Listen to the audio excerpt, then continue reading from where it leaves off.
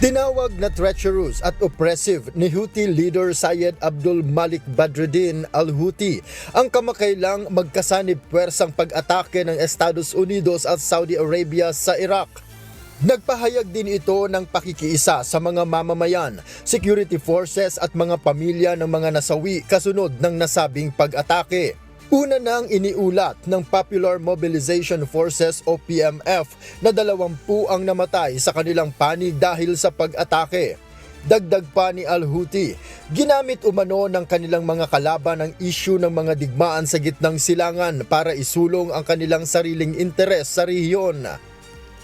Subalit naninindigan ng Houthi na hindi sila magpapaapi o magpapasailalim sa pang-aapi ng mga kalaban at iginiit ang kanilang mga karapatan sa gitna ng banta sa kanilang bansa. ملت ما نشان داد و سخن خود را گفت و نشان داد که میتواند در مقابل عربستان بایستد. قبول نمی کند که برده باشد، قبول نمی کند که ذلیل باشد، قبول نمی کند که حقوق مشروعش را بگیرند، در محاصره باشد و به آن ظلم کند، چون توجیهی وجود ندارد. Samantala, nakikipag-usap na ang Saudi Arabia sa maraming bansa upang makabuo ng isang international coalition na magpoprotekta sa mga sasakyang pandagat laban sa mga pag-atake ng Houthi sa Red Sea.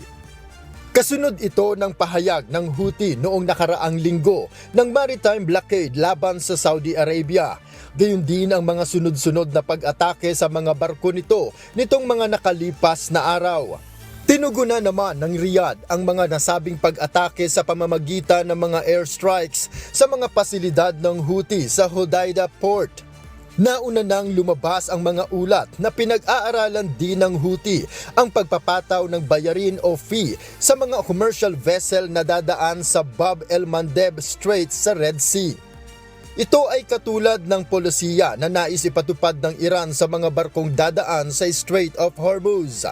Ang pagpapataw ng dagdag na bayarin sa mga barkong dadaan sa Red Sea ay isang hakbang na inaasahang lalong magpapatindi sa tensyon at maaaring makaapekto sa pandaigdigang kalakalan. Noel Poliarco, humahataw sa balita ngayon.